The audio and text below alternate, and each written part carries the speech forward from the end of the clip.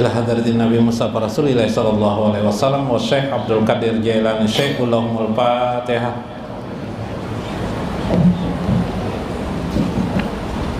Iya kenapa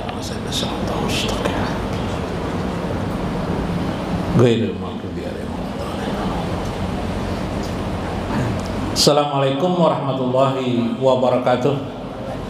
Bismillahirrahmanirrahim. Bismillahil malikil kudusi salam. Bismillahil azizil hakim.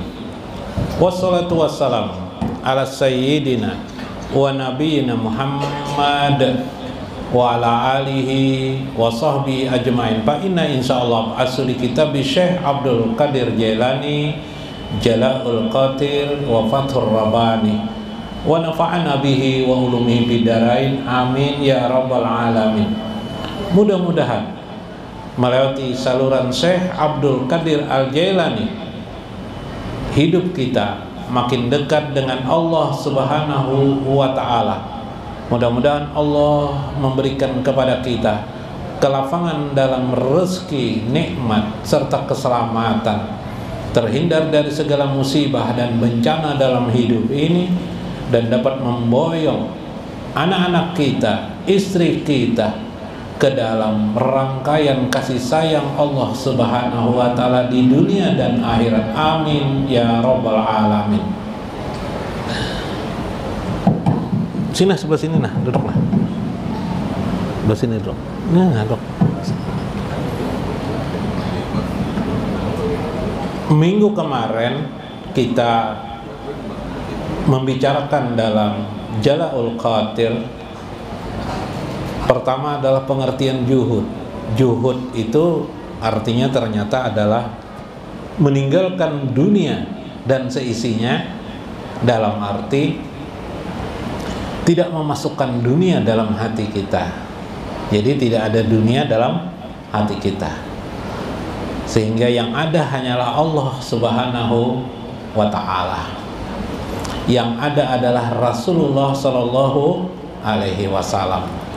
Dua hal istilah yang bermakna dalam satu arah, yaitu Rasulullah Sallallahu alaihi wasallam sebagai wasilah kita kepada Allah Subhanahu wa ta'ala. Beliaulah yang bisa memberikan syafaat kepada kita, wasilah sehingga kita menjadi hamba Allah yang dimuliakan oleh Allah Subhanahu wa ta'ala.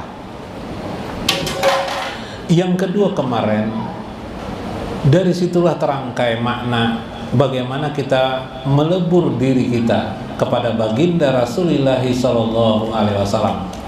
Melebur itu dimaksud adalah di sini adalah masuk kepada sebuah wajah nur Nabi sallallahu alaihi wasallam. Wajah nur itu maksudnya adalah hidayah yang sudah didapat oleh Rasulullah sallallahu alaihi wasallam daripada Allah Subhanahu wa ta'ala. Karena melalui saluran beliaulah Nabi besar Muhammad sallallahu alaihi wasallam itulah, dengan peleburan itu maksudnya Rasulullah memboyong kita ke hadrat Allah Subhanahu wa ta'ala. Wa minal mutakallimina may yatakallamu an qalbihi. Di antara orang-orang yang berkata, kata Syekh, ada orang yang berkata dari hati nuraninya. Jadi ada orang, apakah berceramah, apakah ketika bergaul dengan manusia, dalam pergaulan mereka antara manusia, ada yang dengan hati nuraninya dia berbicara. Wa minhum may yatakallamu an sirrihi. Bahkan di antara mereka ada yang berbicara dengan menggunakan sirnya, rahasia hatinya. Subhanallah. Wa minhum may yatakallamu an nafsihi wa hawai. Ada orang yang berkata daripada dirinya sendiri sehingga terlihat akunya orang itu, terlihat akunya, terlihat dia seolah-olah lebih pamer dari orang lain. Ada orang berkata dengan perkataan yang memperlihatkan min hawaihi, dari hawa nafsunya. Hawa nafsunya itu bagaimana?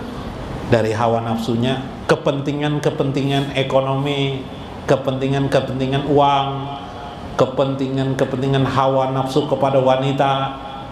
Lalu raja menggombal ya jadinya. Ya kalau lah raja gombal jadinya. Wa syaitan, bahkan ada orang berkata didasarkan kepada pengaruh setan, sehingga ucapannya mengajak orang lain untuk menghasut orang lain, mengajak orang lain untuk dendam kepada orang lain, mengajak orang lain untuk menggibah, mencela-cela orang lain. Siapa saja yang dicelanya itu, tak peduli siapapun manusianya, pokoknya mengarah ke sana. Itulah manusia. Wa adatihi. Bahkan ada orang didasarkan pada adat istiadatnya, kebiasaan. Karena biasa hidup di pasar, suaranya nyaring, keras, yalah. Memanggil orang itu kayak apa? Kayak teriak-teriak, karena memang sering di pasar tinggal. Apalagi di pasar itu di tempat yang orang jualan kaset-kaset, recorder, lagu apa dan sebagainya, makin nyaring lagi tuh loh. Bila di situnya kebiasaan dibawa ke rumah, boh keras. Nah, kamu harus mengetahui ini, kata saya.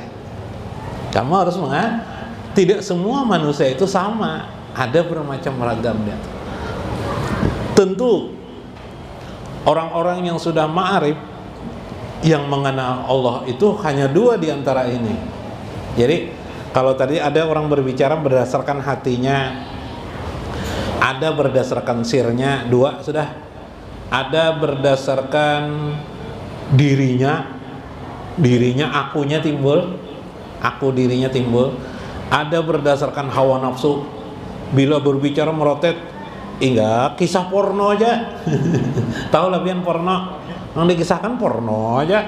Ya kalau laki-laki perempuan, sebaliknya kalau perempuan adalah laki-laki. Ada seperti itu, kata saya. Itu sudah zaman saya sudah ada sampai sekarang.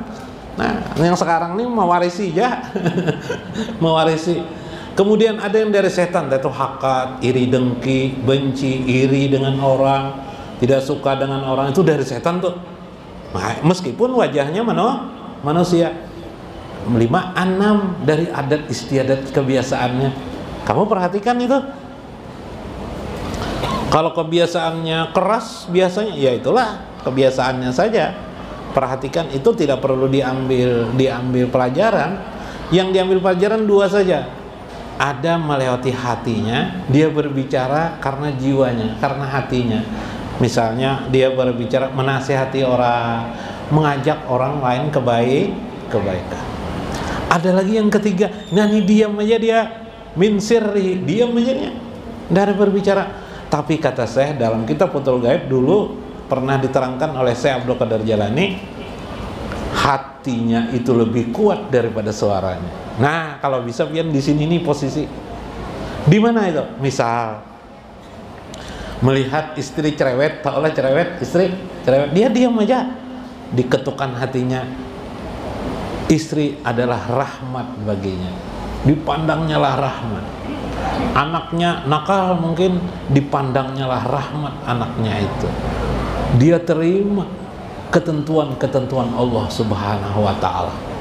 Inilah yang memiliki kekuatan nanti. Kekuatannya apa? Nanti berubah orang yang dipandangnya itu menjadi baik. Nah, itu kalau terbalik pun maulah guru, nah mau terbalik, misalnya memandang istri kayak kera misalnya, lalu istri jadi kera misalnya. Tidak, itu tidak mau, itu tidak mau. Ini rahmat dia, pandangannya ini min sirri, dia dari rahasia hati. Kebiasaan seperti itu. Nah, orang-orang ini semuanya mencerminkan apakah dia tuh ma'rifah, mengenal Allah atau tidak mengenal Allah. Tetapi ketahuilah, kata saya, mukmin itu selalu dua keadaan memiliki gandrungannya. Al-mu'minu, nah tetapi orang mukmin itu sebenarnya memiliki basic. Yatafakkaru summa yatakallamu. Mereka berpikir dulu sebelum berkata-kata. Nah, ini dasar orang mukmin, sebelum dia berbicara dari hati atau dari sirnya. Kalau sir kemarin dari relung hati yang paling dalam. Orang mukmin itu selalu berpikir dulu baru berbicara. Wal munafik, orang-orang munafik, yatakallamu summa yatafakkar. Dia, orang munafik itu berbicara dulu baru berpikir. Salah aku tadi itu aja. Ya kan? Tapi sudah salah. Biar dia berbicara, kata-katanya menyinggung perasaan orang lain. Nah, menyinggung perasaan orang lain. Ini kadang-kadang ada jopang nang malabiu lah, malabiu garbus garing, udah mau makan garbus nih, datang paloi. Nah, ini paloi ini berkata-kata karena berdasarkan adat, berdasarkan kebiasaan. Karena paloi suka lelucon, lalu berkata kepada siapa nih, si yang sakit nih, sudah makan pagi lah garbus? Belum ya garbus. Sudah makan siang lah? Belum ya garbus. Makan malam sudah lah? Belum ya garbus. Wah, kayak apa ini? Udah makan juga bro, ajar paloi. Kayak apa aku aja garbus? Selama seumuran hidup aku tidak pernah makan ya garbus. Wah, udah pernah makan siang, makan malam aku aja garbus. Makan pagi udah pernah juga garbus. Bingung paloi. Kenapa? Karena paloi bisa meleluconi orang lain, akhirnya dibalik oleh garbus. Kenapa aja paloi jadi pantas saya sakit? Coba makan pagi, makan siang, makan malam, nggak bisa juga aja garbus, nggak bisa makan aku. Semua itu kan nggak bisa dimakan. Pikir-pikir paloi sekalinya dialabiui oleh garbus. Nah, ini berdasarkan adat. Apa artinya? Siapa yang pernah makan siang? Pian pernah lah makan siang lah. Ada pernah makan pagi bang? Nah, ada pernah makan pagi lah. Makan malam pernah lah. Nah, malam ini bawa makanan kakak kita. Ayo. Nah, itu berdasarkan ada. Lisanul mu'min wara'u aklihi wa qalbihi. Lisannya orang mukmin pasti dikendalikan oleh akal dan hatinya. Nah, sehingga dia ketika berbicara ditimbang-timbang dulu. Ini orang mukmin dasar nih, belum wali lagi, belum wali, tapi sudah mukmin yang baik nih. Nih ciri khas melihat diri kita sendiri masing-masing. Apakah perkataan aku berkata ini menyinggung perasaan orang lain atau tidak? Apakah aku berkata ini menyenangkan hati orang lain atau tidak? Apakah aku memilih sesuatu perkataan yang sudah sebaik-baiknya? Kalau dia punya hajat tertentu, dia berpikir dulu sebelum berkata, ya kan? Nah, ini adalah orang mukmin. Orang mukmin. Karena dia orang mukmin, meskipun mungkin sebagian manusia itu kita temukan dalam masyarakat sering berdusta, orang mukmin tidak terpengaruh oleh kedustaan. Jangan berkata, sudah sering aja orang berdusta, baik berdusta juga kita ajar. Nah, ini kacau bila kayak ini nih. Jangan menuruti orang lainnya. Orang mukmin itu tetap di pendiriannya. Apa yang diperintahkan Allah Subhanahu wa ta'ala. Itu yang terjadi. Adapun orang-orang munafik, kata Syekh, wal munafik lisanul munafik amama aklihi wa qalbihi. Orang munafik itu akal dan hatinya dikendalikan oleh lisannya. Nah, lisannya duluan baru berpikir. Nah, kayak itu baru berpikir, baru merenungkan. Itu orang munafik. Orang mukmin sebelum dia berkata, berarti lisannya dikendalikan oleh akal dan hati nuraninya. Nah, subhanallah, ini sempurna. Jadi ilmu di dalam agama kita, coba lihat di sini, kita lihat dalam pemaknaan di sini. Bukan dulu. Maka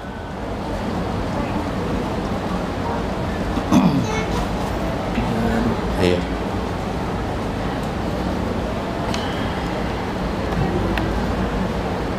Malah dah. Iya. Yang mana?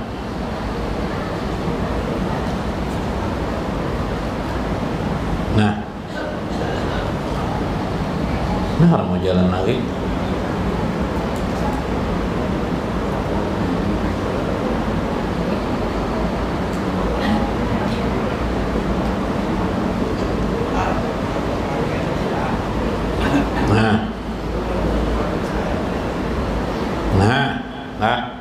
Coba lihat, di dalam agama kita itu ada 3 perbincangan, ya. Pertama iman, ya kah? Yang kedua Islam, yang ketiga ihsan. Nah, ya kah? Iman. Iman ini biasanya didasarkan pada ilmu tauhid, yalah. Ilmu tauhid. Sudah belajar ilmu tauhid, maka imannya makin bagus. Meningkatlah iman seseorang dengan ilmu tauhid. Asalnya percaya Allah Subhanahu wa ta'ala itu ada. Tuhan itu ada. Karenanya belajar ilmu tauhid, lalu berkembanglah pengetahuannya tentang Tuhan. Yang kedua Islam. Islam ini amalun. Karena dia sudah belajar iman, dia ingin amal soleh. Sholat dia kerjakan, ya lah, naik haji, itu Islam namanya. Yang ketiga adalah ihsan. Ihsan ini irfan. Nah, ada ngaran irfan sini. Ihsan ini adalah irfanun atau ma'rifatullah. Irfan lebih tinggi dari ilmu. Sebelum irfan kita bicara di atasnya dulu. Ilmu, tauhid, amal. Akibat ilmu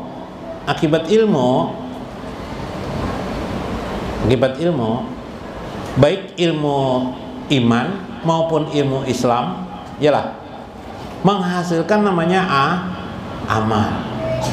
Gitu kan?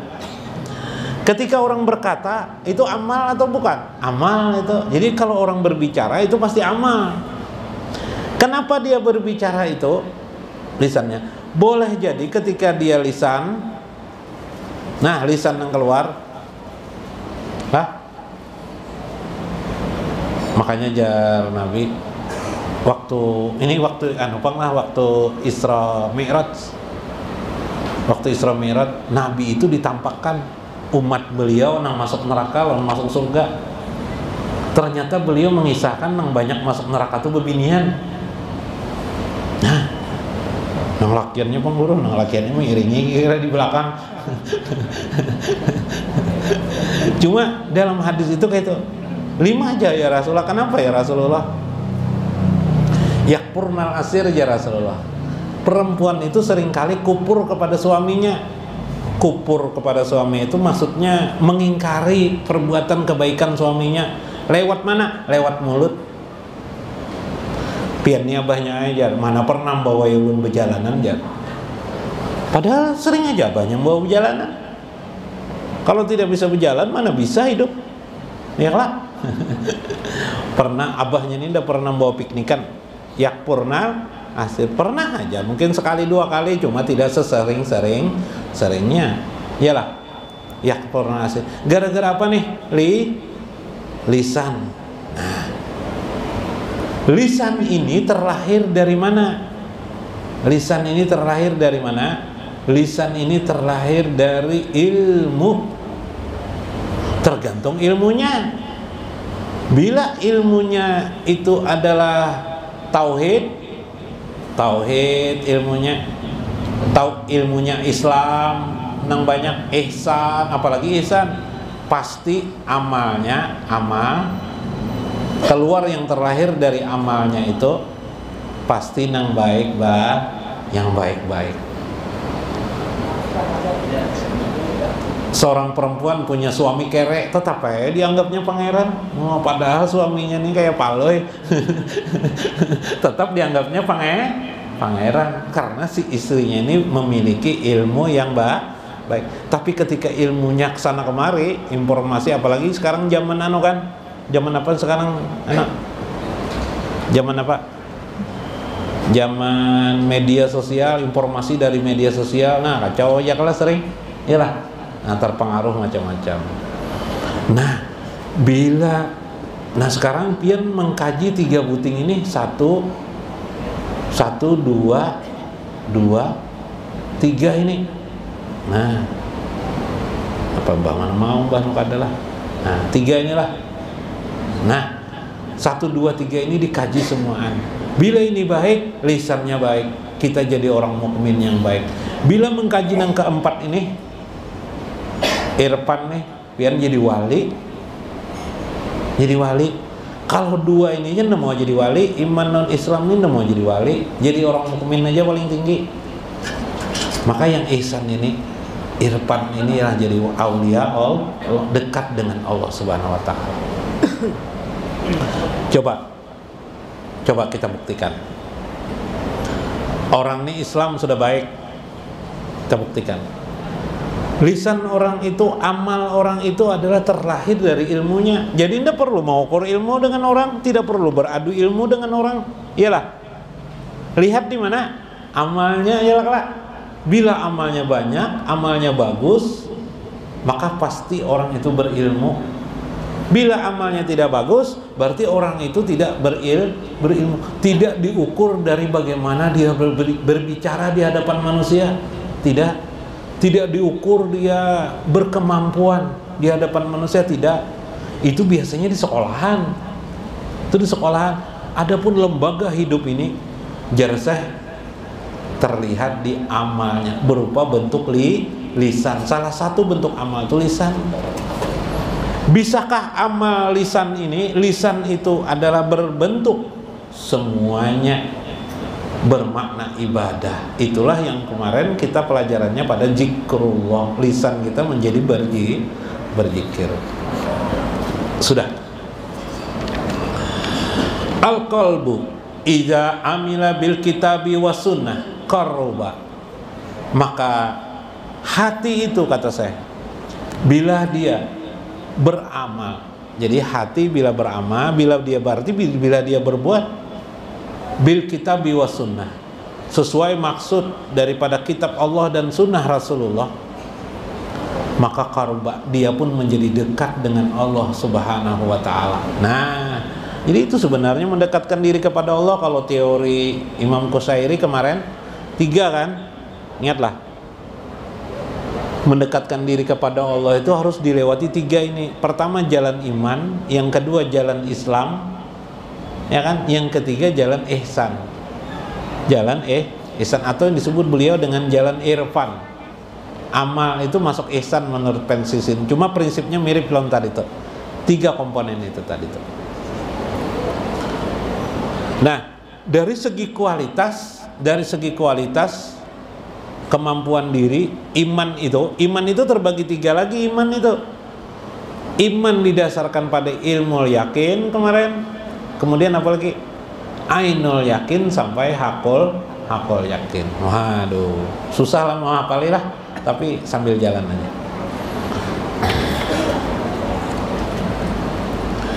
Fa'ija qaruba ilmahu wa absarahu ma lahu wa alaihi. Apabila dia sudah dekat dengan Allah, berarti ilmunya benar, pandangannya pun menjadi benar. Bila dia dekat kepada Allah, alima, dia pun mengetahui tentang dekatnya kepada Allah. Wa absaru, dan mengerti malahu alaih, apa saja pada dirinya dan atas sekelilingnya. Wa malillahi wa mali ghairihi, apa yang dikehendaki Allah dan apa yang bukan dikehendaki Allah dalam hidup ini. Nah, orang yang dekat dengan Allah itu mengerti apa yang dikehendaki Allah, apa yang bukan dikehendaki Allah terhadap dirinya. Kita ini kan tidak tahu, banyak nggak tahu, buta kita itu. Jangankan ilmu itu, ilmu johir dalam agama aja banyak tidak kita capai, apalagi yang maksud saya nih. Tapi ilmu johir itu oke lah, mungkin sebagian bisa paham, kita sebagian tidak. Tetapi yang dikehendaki Allah ini apa dalam hidup ini? Satu saja ternyata dikehendaki Allah dalam hidup ini, mengabdi kepada Allah Subhanahu wa ta'ala sebenarnya. Jadi kalau sadar kita mengenal diri kita, sudah sadar bahwa kita itu ingin dijadikan Allah hambanya, ingin mengabdi kepada Allah, itulah yang kita tempuh. Lalu timbul pertanyaan, jalan apa yang bisa mendekatkan diri kita kepada Allah Subhanahu wa ta'ala? Wa malil haqi wa malil batil, apa yang dikehendaki Allah pada jalan hak, apa pula yang dikehendaki Allah pada jalan yang batil. Nah, disinilah salah satu daripada kemampuan seorang aulia Allah itu, nanti sampai dia merasakan apa yang dalam hidup ini tidak dirasakan oleh kita kebanyakan. Misalnya mengenal dia tentang asrar ilahiyah, alam ruh misalnya. Ini penting kita ketahui juga alam ruh ini. Kita balik di sini, mengapa dia misalnya begini?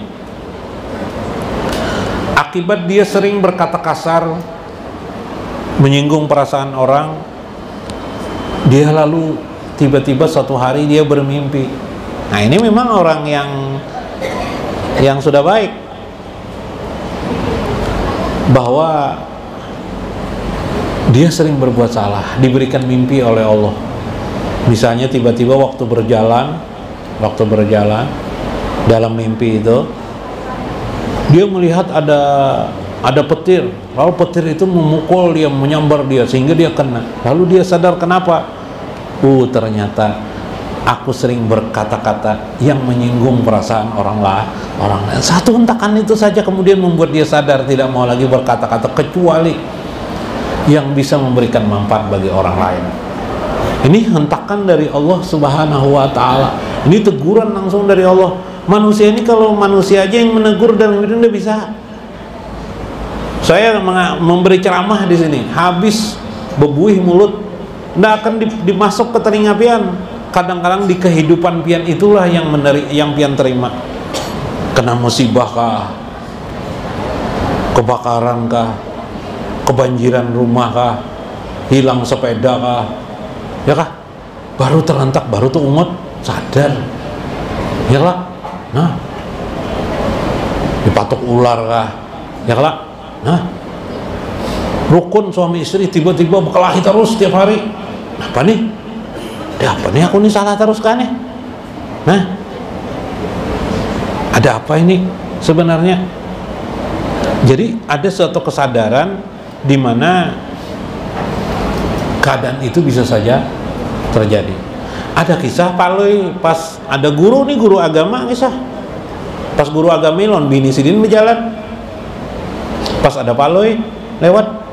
Assalamualaikum guru. Waalaikumsalam. Anu guru semalam pian kemana guru jar? Di sebelah kampung ujar paloi. Si guru ini langsung menjawab, manumi aku semalam di sidin. Manumi jar guru manumi guru ini asal aku pendera manumi.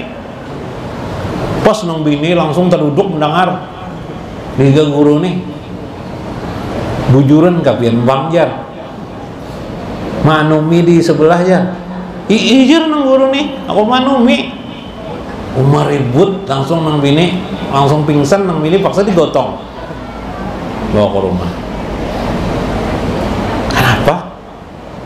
Palu ini juga betakun kemana pian harusnya guru berjalan tuh jangan bawa pendar kayak itu pang kasihan pas gurunya juga kebiasaan asal bawa pendar aja sidin ya kah manumi ya sangkan nang bini manumi itu bebini pulang. Manumi maksud sidin di warung semalam sebelah merandam mie maksud merandam ini kan nang macam-macam bang di warung tuh kan ada jualan mie kan manumi aja sidin nang bini salah paham lalu pingsan nang bini gara-gara apa? Nah lisan yalah nang bini kada sanggup nang bini lain orang halabio jangannya nang bini orang halabio kada apa-apa. Paham aja lagi balas pantun aja lagi. Nah inilah ini penting supaya maka si guru nih itu ya kada salah cuma belakangan sidin baru sadar kada kawa orang lain kada sama lawan aku ujar sidin pingsan lalu jadi pikiran si guru nih jadi nanti belakangan aku harus berhati-hati bila berkata-kata meskipun maksudku benar aja tapi kata-kataku pun harus kuterjemahkan supaya orang lain jangan salah paham. Ya Allah bisa guru sama guru bisa berkelahi baik gara-gara apa? Lisan. Subhanallah. Hati-hati. Luar biasa lisan nih. Itulah manusia ya kelak bakalahi terus manusia ini bercakut.